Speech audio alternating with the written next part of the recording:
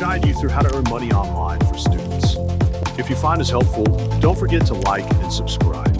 First, open your browser and go to www.youtube.com. Sign in with your Google account, then create a new channel.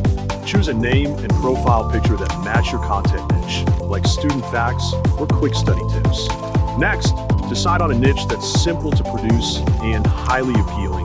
Study hacks, fun facts, student life tips, or short history stories work great. Use ChatGPT to help you write a concise script under 60 seconds. Then, generate a voiceover using text-to-speech tools and find matching stock footage or images. Open your editing software, such as CapCut or Premiere Pro, and create a 9:16 vertical video. Add text, overlays, and visuals to make engaging.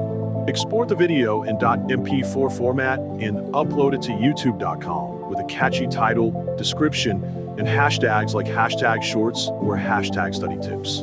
Be consistent. Post 1 to 3 shorts daily. Once you hit 1,000 subscribers and 4,000 watch hours or 10 million shorts views in 90 days, you can join the YouTube Partner Program. Congratulations, you're now earning money online as a student.